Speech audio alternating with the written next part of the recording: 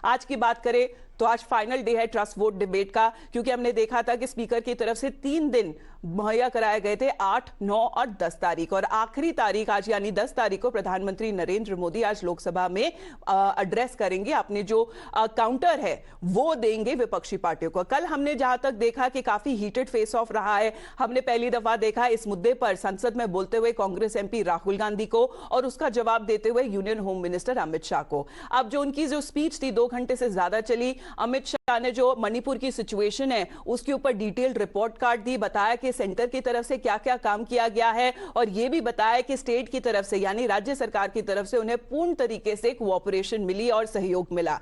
He has been also asking that why Congress leaders like Rahul Gandhi has been insisting on traveling by road to restive areas and why the horrifying 4th of May video of those 2 women was released right before the monsoon session of parliament that to be convened. Those are the questions that actually were raised by the Union Home Minister.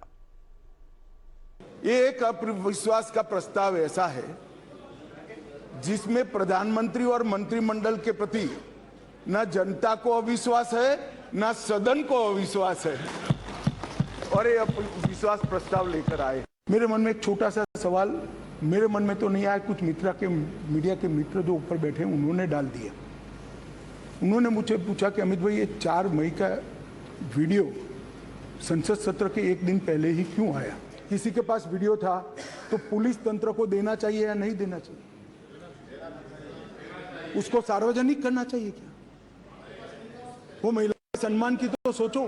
मैं बताना चाहता हूं इसी घटनाओं का कोई समर्थन नहीं कर सकता। समाज के नाते हमें शर्म आई, इस प्रकार की घटनाएं वहां हुई है, इससे कोई इनकार नहीं, परंतु ये जो घटना हुई है वो शर्मनाक है। उस घटना पर राजनीति करना इससे भी ज्यादा शर्मनाक है। तो जितने सवाल विपक्षी पार्टियों की तरफ से उठाए गए थे, एक एक करके पॉइंट बाय पॉइंट रिबटल दिया गया union home minister Amit Shah की तरफ से, और सीधे तौर पे बताया है कि जब से हिंसा शुरू हुई थी तभी से सरकार वहां पर पहुंच गई थी और क्लोजली मॉनिटर कर रही थी सिचुएशन को। उन्होंने खुद कहा है कि यूनियन होम मिनिस्ट्री बहुत करीबी से जो सिचुएशन है उसको डेवलप होते हुए देख रही थी, और उन्होंने ये भी कहा है कि आखिरकार चीफ मिनिस्टर बीरेंद्र सिंह का जो इस्तीफा है वो मंजूर नहीं किया गया। वो इसलिए नहीं लिया गया क्योंकि उनकी तरफ से फुल कोऑपरेशन मिल रही थी सेंट्रल गवर्नमेंट को। आर्टिकल 356 भी नहीं लगाया जा सकता था क्योंकि यहां पे जो राज्य सरकार है यानी कि जो मणिपुर की सरकार है वो पूर्ण तरीके से कोऑपरेट कर रही थी केंद्र सरकार के साथ। और ये कहते हैं 356 क्यों ना लगाया? 356 तब लगती है जब हिंसा के समय राज्य सरकार कोऑपरेट न करे। हमने डीजीपी बदल दिया, उन्होंने भारत सरकार के डीजीपी को स्वीकार कर लिया। हमने चीफ सेक्रेटरी बदल दिया, उन्होंने भारत सरकार के चीफ सेक्रेटरी भेजे हुए चीफ सेक्रेटरी को। सीएम तब बदलना पड़ता है जब कोऑपरेट न करे। ये सीएम कोऑपरेट कर रहा है। डीजीपी, सुरक्षा सलाहकार, ये सबको हमने बदला है। लेकिन केंद्र मंत्री अमित शाह के जवाबों को लेकर अभी भी निराशाजनक रही है विपक्षी पार्टियां, क्योंकि अभी भी वो बार बार एक ही क्लेम कर रहे हैं कि आखिरकार जो मुख्यमंत्री हैं मणिपुर के उन्हें हटाया क्यों नहीं गया, और ये आरोप लगा रहे केंद्र सरकार पर कि उन्हें जानबूझ के जो प्रोटेक्ट करने की कोशिश करी जा रही है। और ये भी आखिरकार सवाल पूछ रहे सरकार से कि जब से हिंसा शुरू हुई है अभी तक क्या क्या कदम उठाए गए हैं। विपक्षी पार्टियों की तरफ से यह कहना है कि सरकार अभी तक पूरी तरह से जवाब नहीं दे पाई है। मणिपुर के मुद्दे पे ये सरकार और खासकर गृह मंत्री जी